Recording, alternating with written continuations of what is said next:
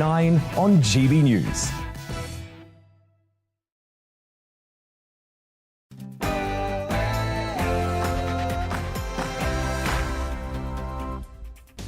Good afternoon, it's 12 p.m. Welcome to The Briefing with me, Tom Harwood. Today, we'll be covering all the big topics that matter to you. The inflation crisis, of course, and as concern grows over the globe about the monkeypox outbreak, should we be worried?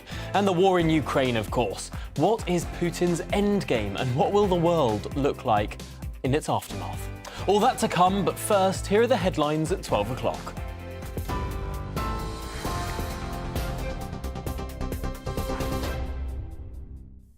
Thank you, Tom. Good afternoon. It's just gone 12 o'clock. I'm Rhiannon Jones in the GB newsroom. Senior figures involved in Downing Street parties held during lockdown could be named in Sue Gray's report, expected to be published in the coming days. Boris Johnson's vowed to shake up Number 10 over the COVID-breaching gatherings. It's after the 4-month-long Met Police inquiry closed yesterday. A total of 126 fines were handed out to 83 people, including the Prime Minister and the Chancellor. Labour's Annalise Dodds told GB News Boris Johnson must take responsibility and resign. He initially lied about whether rules had been broken, about whether there had been parties in the first place. Since then, there seems to have been chaos as his MPs have tried to defend him. He just needs to take responsibility. He needs to resign, get out of the way. We need to have a government that will actually focus on those big issues, like the windfall tax, like the other measures that Labour is calling for to help people through this awful cost of living crisis. Ukraine's Azov regiment says they've been issued a military command to stop defending the city of Mariupol. The volunteer brigade, affiliated with the far right, says civilians and heavily wounded defenders have been evacuated from the city's Azovstal steel plant and that dead bodies are still being removed. Moscow reports almost 2,000 Ukrainian fighters have surrendered. Some of them have arrived in a Russian-controlled town near Donetsk. Meanwhile, President Volodymyr Zelensky says the Donbas region's been completely destroyed by Russian forces. The armed forces of Ukraine continue advancing to liberate the Kharkiv region. But in Donbass, the occupiers are trying to exert even more pressure. It is a hell there, and it is not an exaggeration. The brutal and absolutely senseless bombardment of Severodonetsk. There were 12 killed and dozens wounded in just one day. The UK has delivered more than 11 million items of medical aid to Ukraine since the invasion began. Health Secretary Sajid Javid says Russia's so far attacked around 200 health facilities.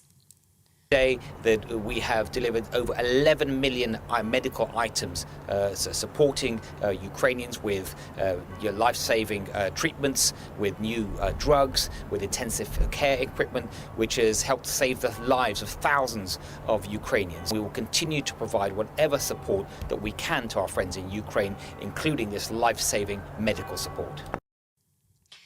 The US House Speaker is deeply concerned the UK government seeking to discard the Northern Ireland Protocol.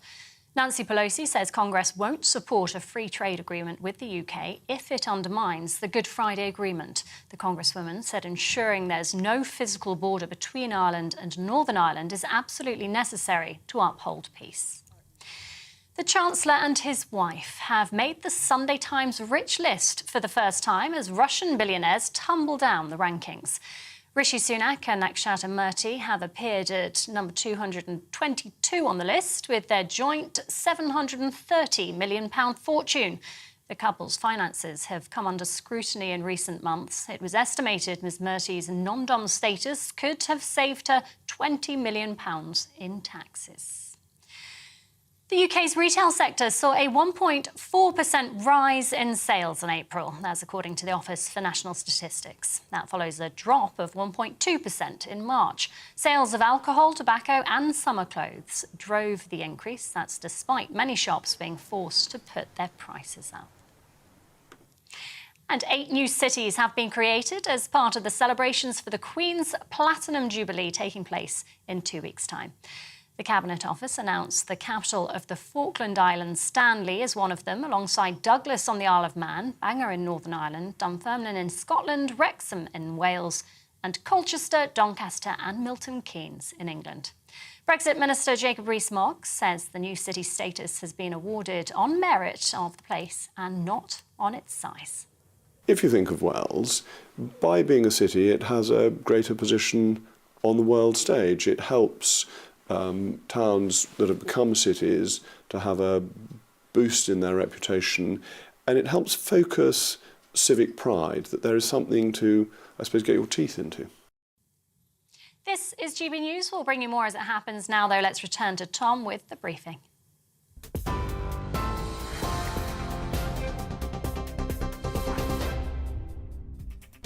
Good afternoon and welcome to the show. Coming up this hour on The Briefing.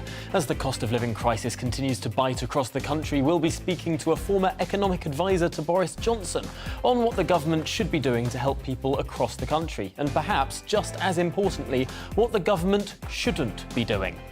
And what is Vladimir Putin's endgame? We'll speak to an expert on all things Russia about the Russian president's aims in Ukraine and whether the disastrous invasion means he has no way back on the international stage.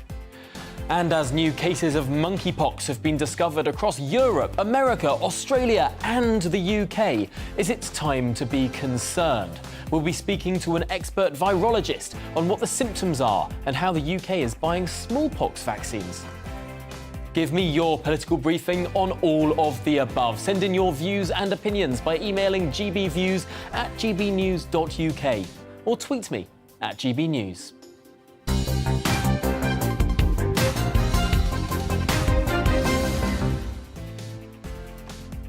Apocalyptic.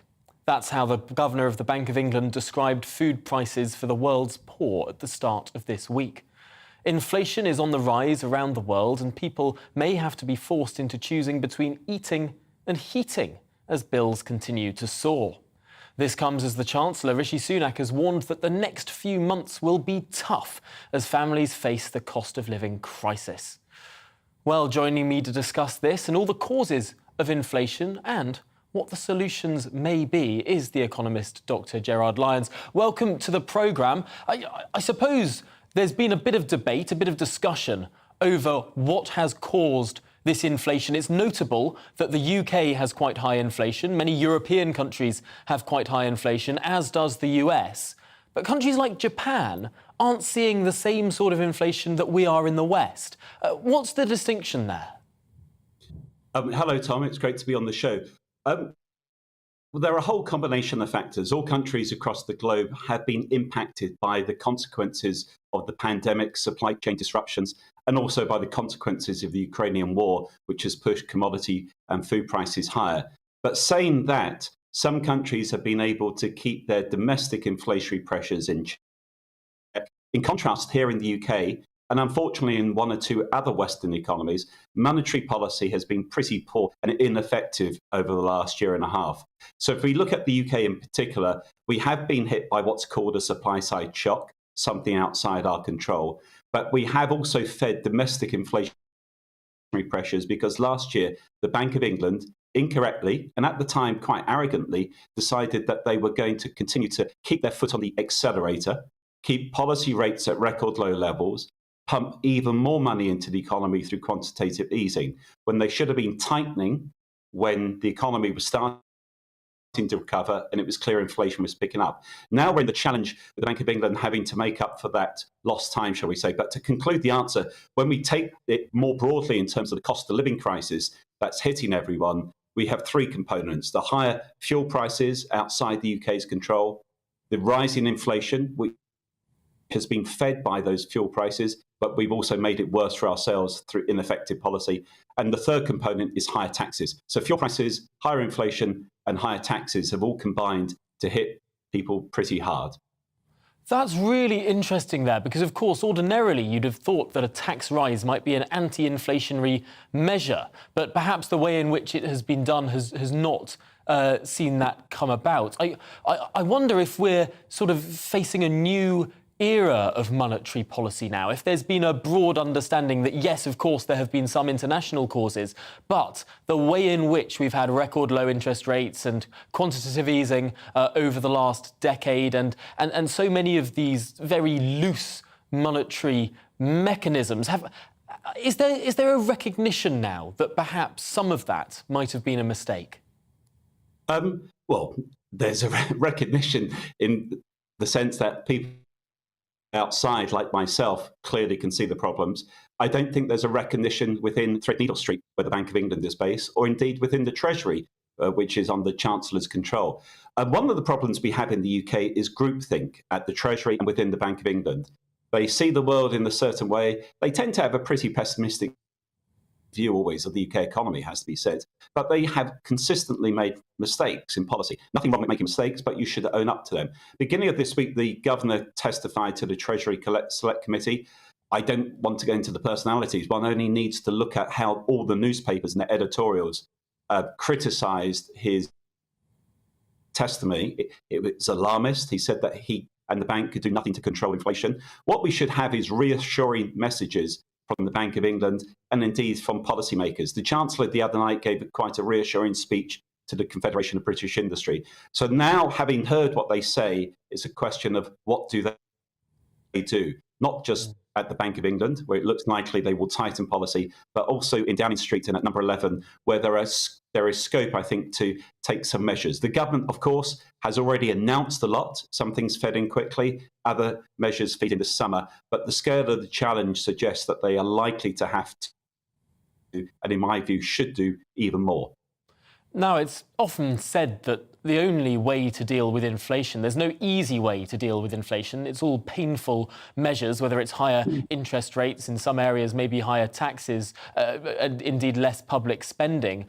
What, if you were sitting in number 11 Downing Street, would you do on the fiscal side of things to try and quell these horrendous price rises? Okay, well, the context is that we need to have a tighter monetary policy and a looser fiscal policy, given the demand hit that the economy is facing. The cost of living crisis is hitting very hard. Inflationary pressures are to the fore. Inflation is yet to peak. But therefore, there's a danger that in Downing Street, they will think that is only an inflation problem we face. We're very quickly seeing the economy starting to slow down. Many people are feeling very squeezed. But it's not only people having a limited amount of money to spend because they're spending more on food and fuel, but also confidence is suffering. The consumer confidence measure is now, according to GfK that measures this, at minus 38. It's only once in British history been lower, at minus 39 at the height of the financial crisis.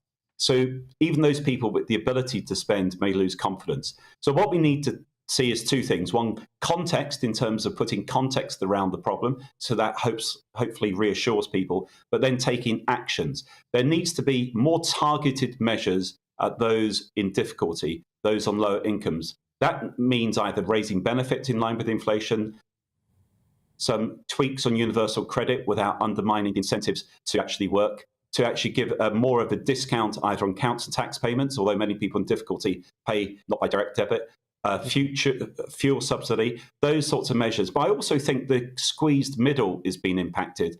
And in his spring statement, the Chancellor said there was room for fiscal manoeuvre to cut income taxes in 2 years' time. I think my personal view is that those income tax cuts should be fast forwarded, maybe to the autumn, but sooner if possible. So in answer to your question, it's a looser stance for now, against the backdrop, hopefully, of the Bank of England starting to do the right thing and targeting the measures on specific groups, but also taking into account the squeezed middle. There are reassuring statements from the Chancellor and the Prime Minister, but we need some further actions as well. I suppose the big concern with that approach, and the concern of the Treasury with regard to a world of higher interest rates, is the cost of borrowing, and indeed the cost of servicing our borrowing would go up. And if that's going up at the same time that the government is spending more money, with a potential risk there of pumping more money into the system as well, might that be a bit of a concern for the Treasury?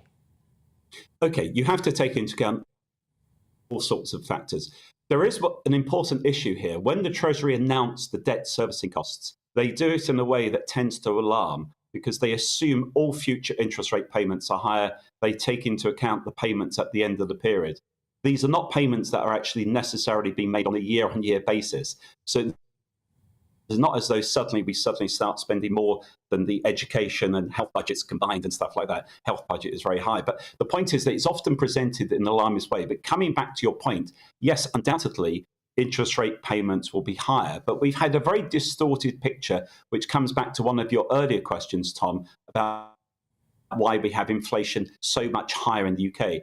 Last year, the government added an extra £450 billion into the economy. And surprisingly, the Bank of England bought, through quantitative easing, an extra £450 billion of government debt. So that has basically distorted the rates at which we've been borrowing in the last year. It's created problems in the financial markets. So Bank of England policy has fed asset price inflation, contributing to rampant property prices. It's fed financial market instability because markets are not pricing for risk. And one of the biggest buyer of government debt has been the Bank of England. And third, it's allowed inflationary pressures to pick up. But coming back to your question, you're right. You need to dampen inflation expectations, but that requires the right combination between monetary and fiscal policy. But the financial markets don't reward countries that hit their economy so hard to get inflation under control. You need to get inflation under control, recognizing that it does squeeze the economy, but you do want to make sure that you don't push the economy into an unnecessary recession. Tightening monetary policy squeezes the economy. We also have to recognize the fuel cost increase. So that's why targeted help is needed. But coming back to your question, yes, interest rates will be higher. There will be some increase in borrowing costs, but we should not become alarmist or panicky about that particular aspect. It's an unenviable position that both the Governor of the Bank of England and indeed the Chancellor of the Exchequer have to walk there, a tightrope between the two sides of pumping things up too much and spiralling prices yet further, but also giving people enough hope and confidence and, frankly, cash to get by. It's a really, really tricky situation there. But Gerard Lyons, thank you so much for talking us through all of that. I think everyone will feel much more informed at the end of that conversation. Thanks for joining us this afternoon on The Briefing. Thank you. Now, on to cases of monkeypox. Yes, monkeypox. These cases are being investigated across Europe, the US, Canada, Australia and the United Kingdom. That's according to health authorities and local media reports. This comes as the UK government says it's bought stocks of smallpox vaccine to guard against monkeypox. Now, there isn't a specific vaccine for monkeypox, but a smallpox jab does offer some good protection since the two viruses are quite similar. Well, what is the real risk here? Should we be worried? Joining me now is expert virologist Hugh Pennington. Welcome to the programme. I suppose we're hearing some small numbers, and I can't help but remember back to the start of 2020 when we heard about this small virus that was going around in China. It felt very far away, and then suddenly there was 1 case, and then 5 cases, and then 10 cases in the UK. We're now hearing that there's around 9 cases of monkeypox, but I suppose it's a very different virus to COVID. What should we be worried, and how transmissible is it? No, we shouldn't be worried because it is not very transmissible. You have to have very close contact, either with an animal, because this is a virus that lives naturally, probably in rodents in Central and Western Africa, and it can spread from person to person, but only after very close contact. Now, I have to put a caveat on that. We don't know really as much, well, we don't know as much as we would like about monkeypox because it's a rare disease. And if it's a rare disease, well, the amount of information we have is very limited. One of its characteristics is it's different from smallpox in that the rash is different. And certainly all the cases that have occurred outside of Africa, none of them have been fatal. So that's really very different from smallpox, where you had about 20 to 30% mortality in smallpox that occurred, in countries like the UK. So it's a much milder virus. People feel quite sick with it. But this very close contact is seen to be essential. But having said that, the virus is evolving. It has got colder in Africa, and it's certainly spread out of Africa at the moment. There's basically the initial epidemiology, which is not absolutely certain but quite good, is that men having sex with men is quite a good way of transmitting the virus, because clearly you have very, very close physical contact. It's not a sexually transmitted disease, but very close contact. but it has a habit of springing surprises on us. And if that is the case, if it's the men having sex with men, that's brand new for monkeypox, like the big outbreak they had in the United States in 2003, which was spread from pet prairie dogs. Somebody had imported rats from Ghana, where monkeypox doesn't naturally occur, but never mind, and they had infected pet prairie dogs in a pet suppliers in Illinois, and that caused 47 cases in people who handled the prairie dogs. Now, none of those human cases spread the virus to anyone else. So this is a virus that's constantly springing surprises on us, and clearly we'll have to wait and see. But it's not like COVID. It's not going to spread on the rampage through the population. And as we've heard, it has the smallpox vaccine gives you about 85% protection if you need it. But basically, the only people who will need it are people who are looking after cases and people with very close personal contact with another case. They're the only people that we'd be recommending to have a vaccine. It's not the sort of thing where you suddenly surge out and vaccinate like we used to do against smallpox. Definitely not. Definitely not. Well, that's a reassuring thing to say. I should just say I've been hearing in my ear there are 11 new cases announced in the last few minutes in the United Kingdom. I suppose when it comes to this virus, close contact with people, we know that, for example, nightclubs are reopened. We know that there are some cases in London. People tend to pack into each other quite closely on public transport. Could those be areas of transmission? I think that's very unlikely. I don't think you're at all likely to catch it on a tube train or even in a nightclub. It's this very close intimate personal contact that seems to be essential to get human-to-human transmission. And as I pointed out, in the US, they had 47 human cases and none of them transmitted it to anybody else. In a sense, that reflects what happened with smallpox. Smallpox was really quite poor at getting around.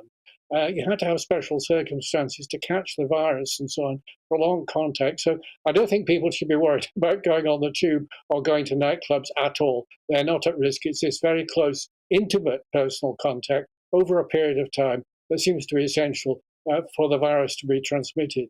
But of course, as I said, it's an evolving virus. We're still learning about it, and we're still doing work in the UK to find out how all these cases have contracted the virus, because one or two of the early ones, I think, had a travel history, which means that they may have caught it in a country in Central or West Africa where the virus occurs naturally.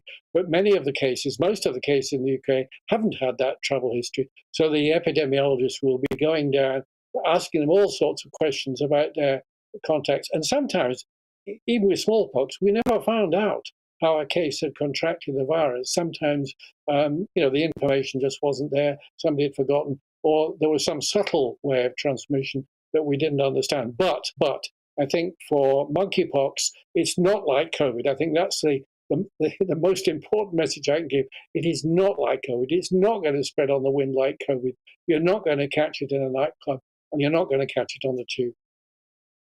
Really reassuring news. I'm glad to hear it as someone who does enjoy going to a nightclub or two. But I just wonder now, with all of the context of the last 2 years and the big plaudits that the United Kingdom received, particularly for our surveillance of infectious diseases, do we now have a much stronger infrastructure to detect potential threats? And will we be having more conversations like these in the decades to come compared to those in the past decades? Are we more alerted to potential threats now? Yes, I think COVID has taught us a lesson. Unless we have a very, very good surveillance system, and the information is not just gathered but acted on, unless we have that top-class sort of system. And we've had it in the past in the UK. Sometimes nothing happens for a decade and things get a little bit lax and so on. I think COVID has taught us that lesson. We can't afford to do that. We must put a lot of effort into the sort of public health surveillance. And also, of course, one big strength that we've had throughout COVID, whatever you may say that's critical about how we've handled it, one thing we've done extremely well is doing all the gene sequencing, looking for variants and so on. And that's something that will be going on now with these monkeypox cases, to see whether there's any new variant that's appeared that's responsible for this possible change in the way the virus gets about. And that's something we can do with great speed because we have a very good infrastructure for doing that. We've had that for several years, but it's been really honed and fine-tuned by COVID. So I think that's something that, again, should be reassuring that basically whatever is happening with this virus, we'll be on top of it from the sort of genetic point of view, which is absolutely crucial in finding out how it's spread, whether it's changed, if it has changed, how it's changed. Well, that is very good news. A monkeypox segment full of some reassuring and good news. I wouldn't have thought it, but thank you, Hugh Pennington, expert virologist, for talking us through that. Incredibly reassuring, and hopefully that has put some people's minds at ease. Well, coming up, we'll be talking about Putin. Is he ill? What's his future? And will he be removed as president of Russia? We'll also be asking all these questions to a Russian power expert. Before that, a short break.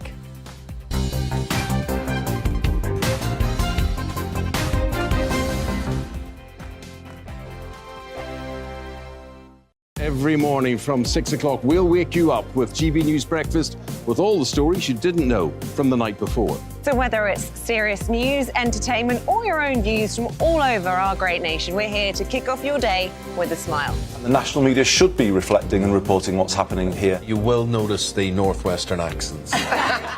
Whether you're with us on TV, radio, or online, every morning, it's breakfast from 6 a.m. Hope you can join us.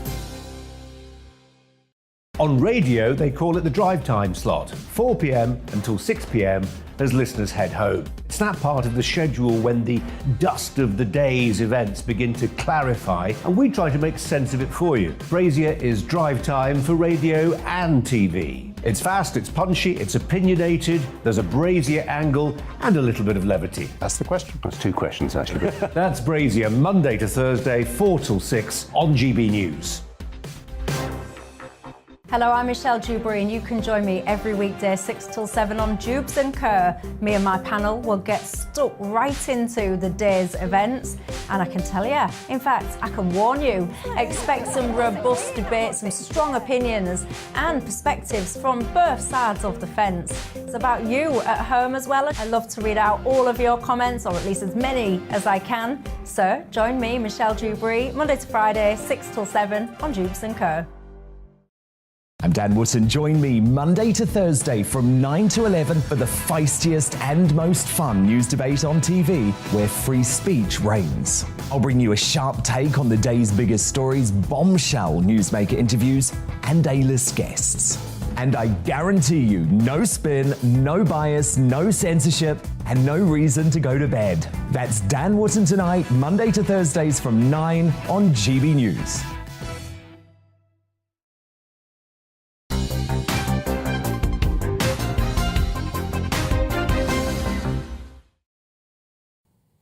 Welcome back, it's 12:27 and you're watching The Briefing with me, Tom Harwood. Now, with the war in Ukraine nearly entering its third month, it's fair to say that the invasion has not gone exactly according to plan for the Russian president. With his march towards Kiev being completely nullified by Ukrainian forces and his armies struggling in the Donbass, Putin is facing complete isolation on the world stage. And with rumours of him suffering from some sort of serious illness, there are said to be various plots in Moscow to remove him from the Kremlin. But how much can we trust these reports? Joining me now in the studio is Keir Giles, expert in Russia power projection at Chatham House. Welcome to the programme. Thank you for coming in. I know we've spoken on this programme before down the line. It's great to see you here. We hear a lot about rumours surrounding the Russian president. How much of this can we take as read, and how much of this is simply propaganda? Well, it's worth putting into perspective. We've always heard that Putin is about to fall. Long before the invasion of Ukraine, we had optimists in the West saying that he couldn't possibly continue because he was driving the Russian economy into the ground, he was increasing repression at home, and sooner or later that had to end. And it's never yet happened. Now, of course, at the moment, the Kremlin is a black box. Nobody knows for certain what is going on in there, but that instinct for optimism that you hear in the West again has people assuming that at some point somebody's got to realize it's got to end and Putin has to go. But that, of course, ignores the fact that so many of the people around Putin depend on him. He put them there. He made them wealthy. If he goes, their position also goes. So it's going to be a tussle between loyalty to President Putin and what they owe to him and loyalty to the country as a whole as they see it being driven down the tubes by what he's doing. And I suppose Putin has had more than 20 years to build up this support structure, to have the people in place in the Kremlin that keep him in power and keep them happy. That's a very hard thing to unpick. And I suppose the other aspect of this is there's no guarantee that whoever replaces Putin will be any better. Indeed, it could be a lot worse. Well, both of those things are true. And of course, it's not just 20 years building up his own support structure. It's 20 years of removing all opposition, of making sure that there's no other center of power in Russia to challenge him. And that, of course, is part of the problem with expecting that there's going to be some kind of change of course for Russia if Putin goes. Now, we used to be very confident that it wouldn't change. If Putin fell under a bus tomorrow, Russia would continue down the same track, because Putin isn't inventing all of this stuff. He's just enacting what Russia wants to do, and he's surrounded by people who feel the same about it. Now it's very slightly less certain, because some of those same people will realize the damage that is being done not just to Russia's army, but to Russia's economy, and might realize that eventually Russia needs to have some kind of functional relationship with the US, with Europe, and they need to go about it a different way. It's interesting. I've seen some of these videos of state TV in Russia, these debates where people are talking about what exactly is going on in Ukraine and the wider world. And a lot of those people on those debates point to, yes, OK, the West isn't with them and the Americans hate them and they have a particular detestation for Boris Johnson and London. But then they point to India. And they point to China, and they point to billions of people who are at least neutral or even tacitly on their side. Do they have a point? They do. Calling it a debate on Russian state television is flattering it a little bit. One of our colleagues in Moscow calls them the shouty shows, because they are just shouting about the West the whole time. But you've hit on a good point that when we look at this from the UK, from Europe, from North America, we get a picture that everybody is united on Ukraine. Everybody condemns Russia. But if you go out into the wider world, into Africa, Latin America, even Southeast Asia, it's a much more ambivalent picture, and people really aren't quite so sure that Russia is the bad guy, even in some cases. And so Russia does have this broader support internationally than sometimes we realize when we're looking at it from London. That's a really interesting point, although I suppose it's hard to miss that Russia isn't doing as well as it had hoped in Ukraine, to put it mildly. It's quite remarkable how well the Ukrainian army has been doing and just how much Russia has been failing in so many of its objectives. That surely has an impact. Well, President Putin must have realized by now that he didn't win the war in 3 days, but the question is why he thinks that is, why he thinks Russia has failed. And it is sometimes a little misleading to look at Ukrainian military triumphs. People, again, are subject to optimism. They think that the war is going well. That's not always necessarily the case. There is a lot of territory that Ukraine would have to recapture to liberate its population from the Russian military occupation. And now, just over the last couple of days, we hear Russia is actually inching forward with its offensive in those eastern areas, where it's reverted to that default Russian tactic of flattening everything in its path before advancing, as opposed to trying to do clever military stuff as they did in the first days of the war. So we're looking potentially at something that is going to drag on for a very long time. Russia not being able to hit the sort of centre of Ukraine or even the west of Ukraine, but really focusing there on the east and the south. This isn't going to have a quick end point. It isn't. And part of the problem is that, yes, Russia can still hit other parts of Ukraine. And they have been running a campaign of destroying Ukrainian civilian infrastructure in order to paralyze the Ukrainian economy, because they don't need to win on the battlefield if they can make sure that Ukraine can't function as a state anymore. And of course, the interdiction of exports comes into that as well. The fact that Russia has closed off all those routes for Ukraine to export food to feed the rest of the world as it did before, which is going to cause a crisis that is not just European, but global. All of that is going to mean that support for Ukraine is going to start to erode, especially as the conflict drags on. We get into another autumn and winter in Europe with vicious spikes in energy prices, which a lot of people are going to blame on support for Ukraine. That is really, really fascinating. The political consequences of everything that's happened in the last 3 months, I suppose we won't see them bearing out until the next 3 months. I'm afraid we've run to the end of the conversation, but Keir Giles, thank you so much for coming in and talking through that really, really fascinating issue. Of course, there will be much more to say on this as the weeks and months go on. Next on the briefing, we'll be discussing the Prevent programme and is it fit for purpose for fighting terror? But first, it's the latest GB News headlines.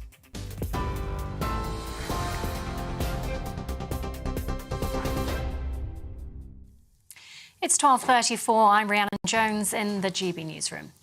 Senior figures involved in Downing Street parties held during lockdown could be named in Sue Gray's report, expected to be published in the coming days. The Prime Minister has vowed to shake up Number 10 over the COVID-breaching gatherings. Brexit Minister Jacob Rees-Mogg doesn't think these are resigning matters and says that people make mistakes.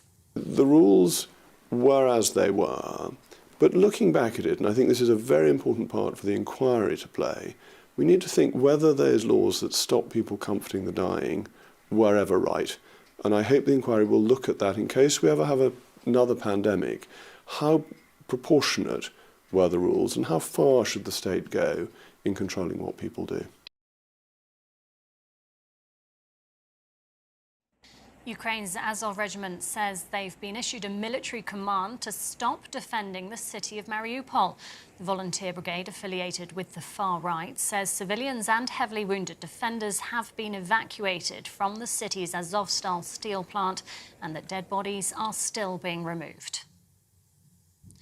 The Chancellor and his wife have made the Sunday Times rich list for the first time as Russian billionaires tumble down the rankings. Rishi Sunak and Akshata Murthy have appeared at number 222 on the list with their joint £730 million fortune. And 8 new cities have been created as part of the celebrations for the Queen's Platinum Jubilee, with at least one named in every UK nation. The capital of the Falkland Islands, Stanley, is one of them. Douglas in the Isle of Man has also claimed the civic honour. TV online and DAB Plus radio, this is GB News. It's back to the briefing with Tom in just a moment.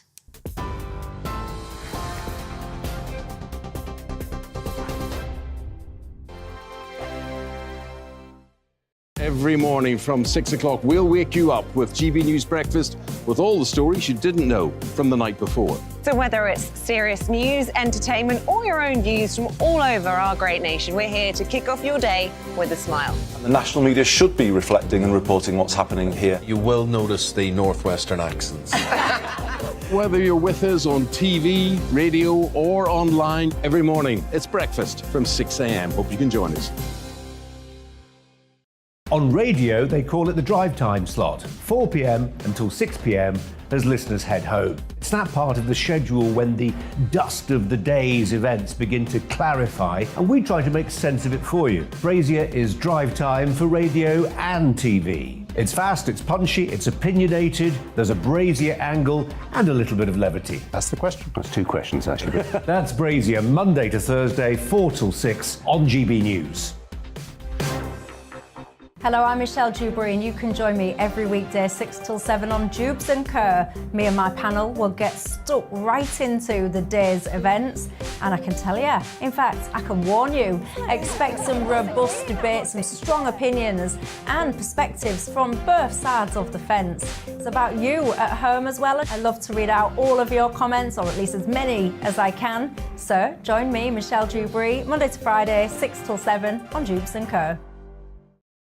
I'm Dan Wootton. Join me Monday to Thursday from 9 to 11 for the feistiest and most fun news debate on TV, where free speech reigns. I'll bring you a sharp take on the day's biggest stories, bombshell newsmaker interviews, and A-list guests. And I guarantee you, no spin, no bias, no censorship, and no reason to go to bed. That's Dan Wootton tonight, Monday to Thursdays from 9 on GB News.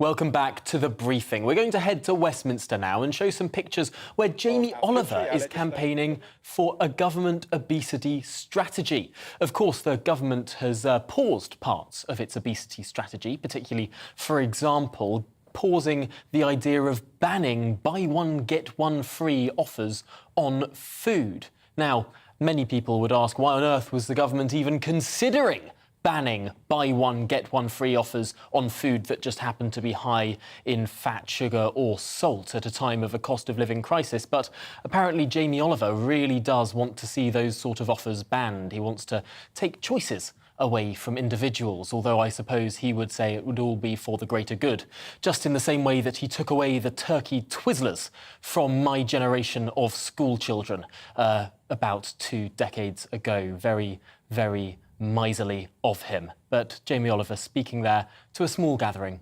outside Westminster. Well, now moving on to our big issue this afternoon. The government's counter-terrorism programme has been too focused on right-wing extremism and should crack down on Islamist extremism, according to a leaked draft extract from a landmark review on the Prevent strategy.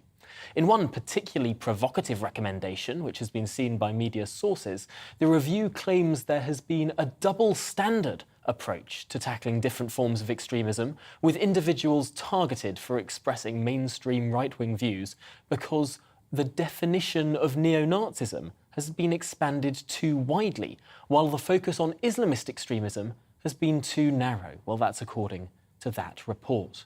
I'm delighted to say joining me in the studio now is GBNews Culture and Social Affairs Editor Inaya Folarin Iman, and down the line, Director of Communications at the Henry Jackson Society, Sam Armstrong. Welcome to the programme both. Inaya, let's start with you. This is a pretty provocative leak. Does this suggest that the government's thinking on Prevent is shifting?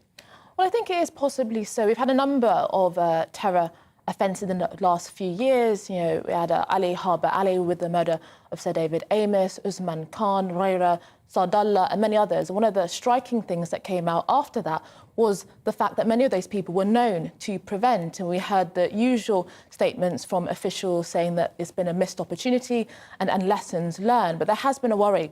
The threat of Islamist extremism and terrorism has not been taken as seriously as it should. So, for example, far-right extremism, rightly so, as the leaked report mentions, has in the last couple of years overtaken when it comes to referrals to Prevent. But the reality is, when we look at those that have been convicted in prison, more than 70% of those individuals are convicted for terror-related offences are related to Islamist extremism. So we know that when it comes to the evidence, it actually is Islamist extremism that is far a greater threat. That is not to deny the fact that far-right extremism is a threat, but as has been rightfully mentioned in the leaked report, there's been a widening definition of far-right extremism, when actually, when we're looking at Islamist extremism, there's been a lot of fear and a narrowness when we actually look at it.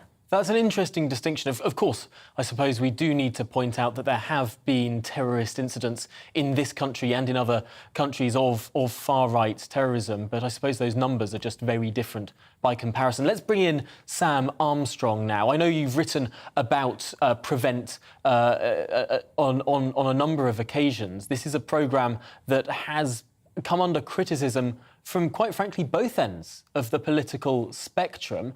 Is it fit for purpose? Well, the programme at its root is a good-ish idea. That is to say that there are certain activities that aren't criminal that people are doing that the state should. That's a warning sign that someone is going to be drawn into terrorism. The trouble is there are. On one hand, you've got a problem that there are legitimate activities that shouldn't really be being policed by the state, unpopular fringe opinions. And I think people on all sides of the spectrum say, hang on, no, some of what here is being policed shouldn't be being policed. This is an ordinary Islamist, albeit very conservative view on one side or very right-wing view on the other hand, but it's not real terrorism. And then on the other side, you've got limited resources to spend on a huge problem, which is, there are 30,000 people on an MI5 watch list of one form or another. They have not got the resources to be tracking down, working on all of those cases. So if you are spending resources on anyone, and they are not the people who are most likely to be going on to commit terrorism, you are having to take resources away from people who very easily could be. And that's really dangerous because you get cases like Ali Harbi Ali, who was sort of partly on the programme, partly not, didn't quite make the threshold, who then go on to commit abhorrent terrorist atrocities. I suppose there is an issue here, Inaya, of freedom of expression freedom of speech, the government sort of keeping tabs on people if they say the wrong thing. How do we draw that line between something that might genuinely be a danger to society, that might genuinely be violence, or that is just simply extreme but legal speech? I think that's a really important point. I think some of the danger when it comes to Prevent is essentially trying to solve what is a moral and cultural problem through legal means. So, for example, when we have the teacher in Batley Grammar School, for instance, who was forced into hiding for showing examples of the Prophet Muhammad, what some people regard as blasphemous, we had a deafening silence often amongst the political class. Now, this doesn't mean that the people that were intimidating him or so on are related to any of the things that we're talking about. But when you have a Prevent strategy within a wider society where people have a lack of confidence in defending liberal values, how can we really expect, for example, many of these extremist individuals to be able to be convinced that these values are worth defending and worth believing in? And then under the other assumption of Prevent, we have, for example, speakers being shut out of campuses, division being sown between academics and students out of fear that some of those students might have extremist views. So in that context, it's very difficult to be able to make the case and convince many of those individuals that liberal values are worth believing in. But also, I think that one of the interesting things in the leaked Shawcross report was this idea that of kind of mental health services need to be thought about more when it comes to dealing with people that have been involved in the Prevent strategy. I think there is a danger in a kind of infantilization of many of these people that have these kinds of views. We have to take Islamist jihadist views seriously, confront it head on, and be confident in doing that across wider society, and not solely rely on this kind of state-led legalistic response to what is a deep-rooted moral and cultural problem. I suppose sometimes that sort of state intervention can drive people further underground or further to views of anti-society, anti-government and potentially violence. Last word to you, Sam Armstrong, in this conversation.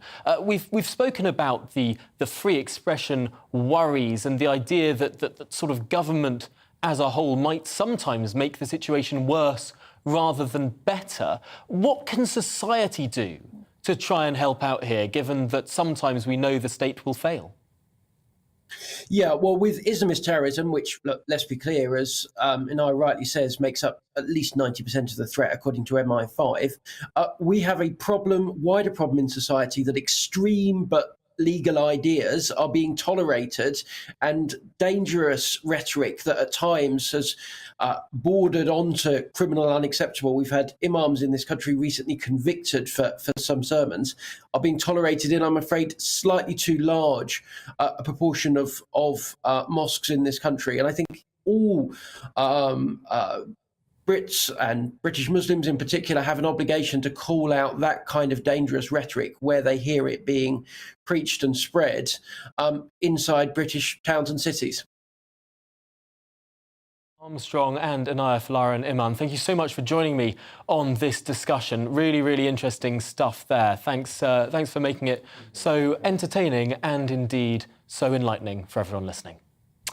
Now, moving on to the Justice Secretary, Dominic Raab, who has vowed to deliver a knockout blow to the conveyor belt of youth crime. His words. Mr Raab has unveiled a new £300 million initiative in England and Wales to support wayward youths and stop them getting involved in vicious spiral of crime. Well, this comes as the government this week announced plans to give officers more powers on the usage of tasers and the expansion of stop and search. Well, joining me now to discuss this all is the former Scotland Yard detective, Peter Bleksley. Welcome to the programme, Peter. I suppose the government has been making this week Crime Week. That's how it had been reported at the start of this week, although to some extent that has been derailed by other stories of crime in Whitehall and Number 10 itself. But on this issue of youth crime, has it been rising in the United Kingdom in recent years?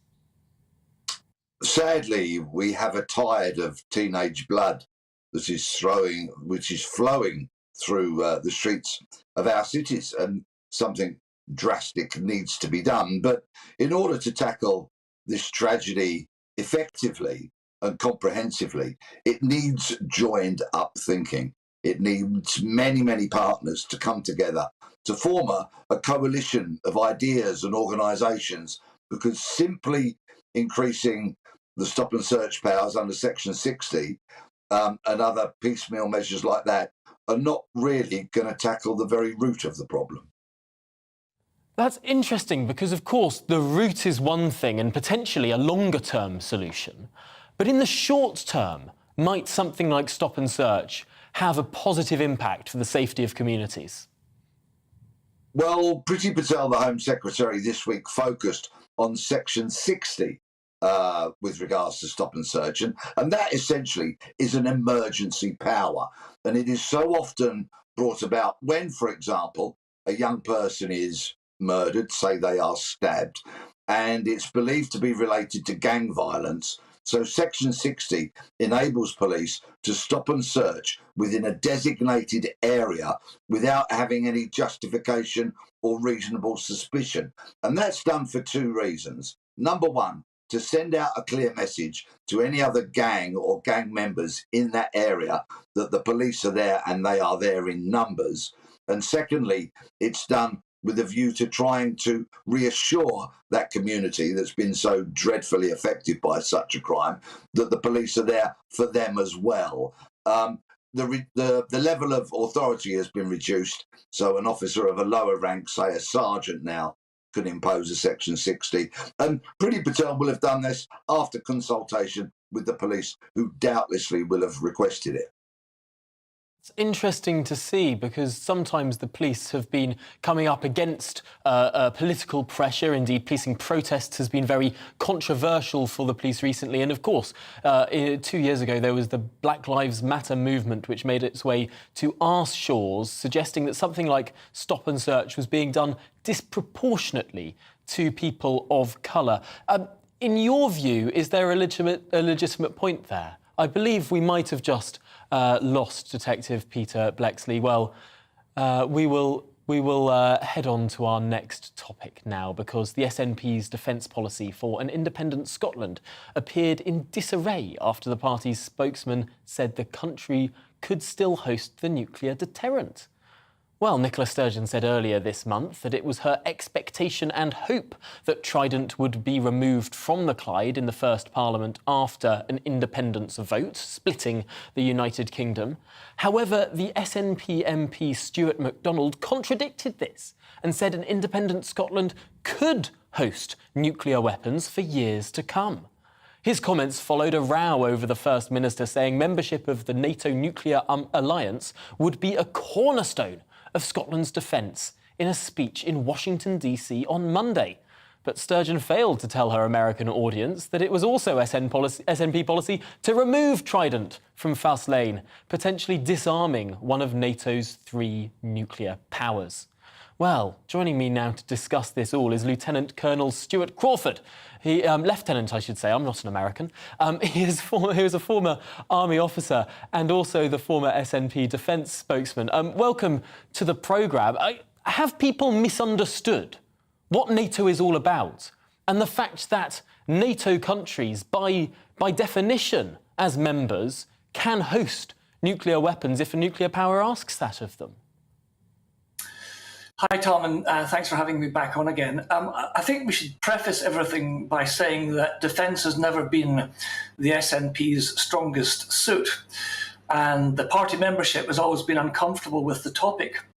Now, the SNP position on NATO, which used to be against joining NATO, shifted in 2012 when Angus Robertson MP, who was the defence spokesperson, managed to persuade the SNP conference that aspiring to join NATO, it was a good thing to do, and I think he was absolutely right to do that. However, there is a contradiction between the aspiration to join NATO if Scotland ever becomes independent, and it doesn't look as if that's terribly likely in the short to medium term, but the contradiction between that and the fact that they're asking to join what many people call a nuclear-led alliance. And so their position on nuclear weapons has softened from get rid of them as soon as possible after independence to get rid of them as soon as safe and practical, and now to not allow them to remain on Scottish territory permanently, which is quite a significant shift in policy. Like a very significant shift, although potentially one that Mrs. Sturgeon's spinners are trying to blur, Because I suppose most people won't be reading all of the terms and conditions of NATO membership, might not necessarily know that a non-nuclear country like Germany can host nuclear weapons as a member of NATO. Do you think here that Sturgeon is just hoping that people don't dig into the detail? Well, I mean, to a certain extent, yes. I mean, politics is all about compromise and negotiation. And I've been saying for some considerable time now that should Scotland become independent, then the short to medium term compromise would be to allow the UK's nuclear deterrent to remain in the Faslane base on the Clyde, and for an independent Scotland to charge a leaseback or a rent, which I think is perfectly fair. And I think the consensus is now emerging that this might be one of the options. Incidentally, I think the rent would go some considerable way to paying any defence budget that a independent Scotland would set. Because, of course, a Scotland that had partitioned the United Kingdom, that had become an independent country, would have some pretty significant budget constraints, would have some big debt liability. It would need that cash. But I wonder if this whole debacle makes it less likely that partition could happen, would make it less likely that Sturgeon would succeed in a further referendum, because this seems like the most almighty U-turn. Well, I mean, yes, people talk about U-turns. I talk about changing your mind, which is, as far as I'm aware, always part of the intellectual process and has been forever. There's no doubt that things have shifted. A recent poll indicated that a considerable majority of people in Scotland were in favour of retaining the UK's independent nuclear deterrent, although they didn't say where it should be retained. So I think that we're seeing changing positions and shifting attitudes to the whole thing, not helped by the fact that the SNP is now in government in Scotland in coalition with the Greens, who are virulently anti-NATO and anti-nuclear weapons. So there's been some compromise is going to have to be sought there. Well, that is so interesting, of course, because the Greens are incredibly hardline on this issue. What a tricky mess that is for the Scottish Government. Well, Lieutenant Colonel Stuart Crawford, thank you so much for joining us here on The Briefing. Really interesting discussion there. Thanks for coming up and bringing us to the end of the programme today. You've been watching The Briefing with me, Tom Harwood. The show is back every weekday from 9:30 a.m. and, of course, I'm presenting Fridays from 12. Up next, it's On the Money with Liam Halligan, but for now, I'll leave you with the weather. Hello, Alex Deakin here with your latest weather updates. Mixed picture today. Showers for most areas, some of them heavy, but between the showers every now and then things brightening up a little bit. But a cooler feel for sure. Large area of low pressure dominating up to the northwest. This weather front will be a focus for some of the showers. We've seen some pretty wet weather already this morning over eastern and southern parts of England. That is moving away, taking into the early afternoon before it clears completely from the east.